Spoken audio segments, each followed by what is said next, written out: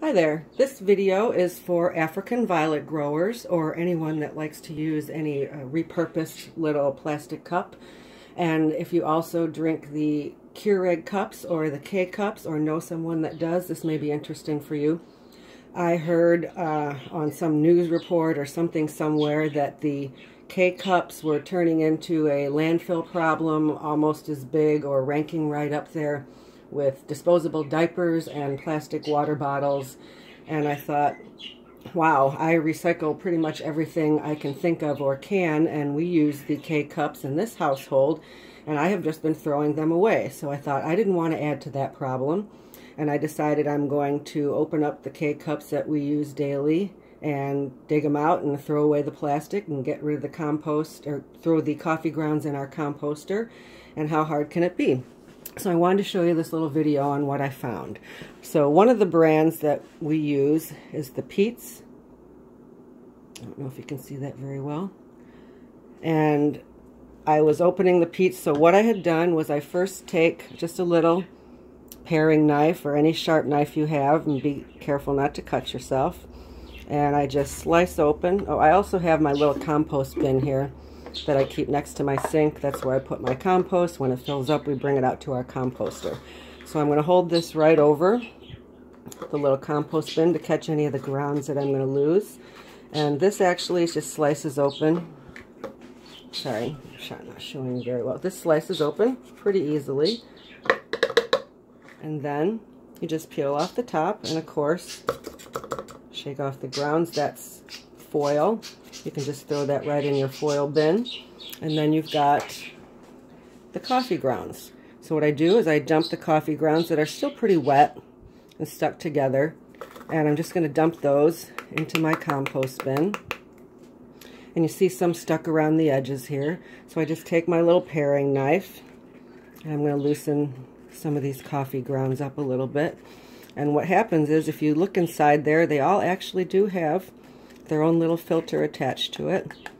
So I've loosened up these coffee grounds. I'm just going to dump more loosened ones in here.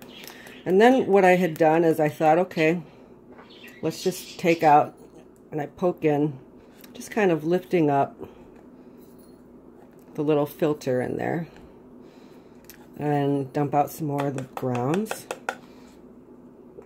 And then what I did was I just tried to rip this little filter out.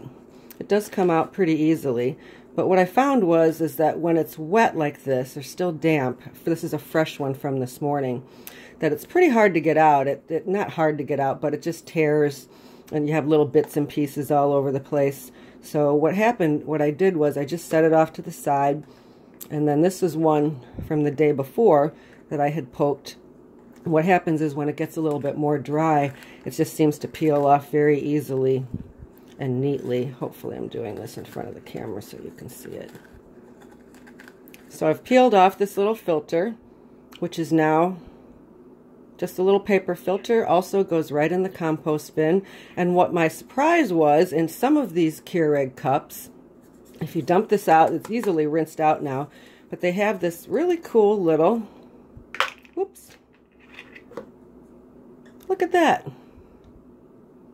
Is that cool or what? This little plastic, it's very hard, doesn't bend very easy, but it is slightly malleable. I just thought that was a surprise. I thought, what the heck is rattling around in there? Oh, another neat feature of these is that if you look, the coffee cup, the pot, has already poked in a nice little drainage hole there, or if you use wicking. And if you want more than one hole in there, you can always just, before you take it out of the pot, lift it out, rotate it a little bit, put the Keurig back down and pop yourself another couple holes in there. Or you can just poke them yourself, however you end up doing it. But I thought it was pretty neat. People who wick might be able to use this little hoo-diggy, whatchamacallit, for something. You can either run your wicking material up through there, or you can run your wicking material up through the middle. I think since I don't wick, I'll use these for my starting propagating of leaves, because the nice thing about it is, in this little concave part, it is slightly concave, or convex if you turn it over. Anyhow, it fits right over when you have really tiny leaves and you don't have a water receptacle. that can hold the leaf up without it falling into your little bottle or whatever you're using. You can set that right on top of it.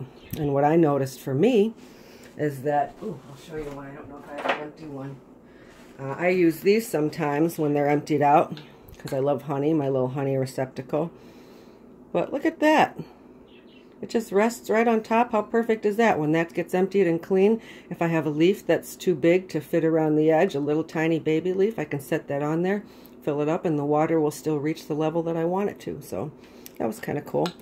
But on the brands that don't have this, because not all of them, the Pete's does, but not all of the K-Cups that you have will have them. I use the Donut Shop Decaf. I think this is the Donut Shop Decaf. And if you open it up, let's move this over a little bit. When you open up the Donut Shop Decaf, there are no handy-dandy little additional filters. But it's still a nice sized little cup, and it's going to be great for what I want to use it for, because if you notice, the solo cups, which a lot of us use, especially if you grow minis or semi-minis, are 3 ounce. The little souffle cups are 1 ounce. These look like they're right in the middle. Probably a nice little 2 ounce size, I would imagine, which for me is going to be perfect for potting up my leaflets once they are ready to pot up, because sometimes the souffle cup was a little small. Here's a perfect example. Ready to go. So anyway, much better solution than throwing them in your trash. I have a bunch of little ones. We probably use in this household at least one, if you go once a day and someone's drinking them often. That's about 400 K-Cups a year that I'm happy to say I'm not contributing into a landfill somewhere. Not only that, but I'm going to certainly make use of these handy dandy little things. And if you want to, even though they leave the little ring around, that's fairly easy to peel off if you wanted to have a super neat cup appearance on the outside, but I don't really care about that. They're fine for me. Anyhow, I hope you found this useful and that you open up your K-Cups, and even if you don't have a need for planting, it's very easy to do. Dump the grounds in your composter, or they can at least go in the garbage better than if it was in the plastic cup, and you won't be contributing to what is turning out to be apparently a pretty big landfill problem with the K-Cups. So I hope you found this useful, and go dig out your K-Cups, and if you don't drink them or use them, I bet you know somebody who does. Okay, thanks. Have a nice day. Bye.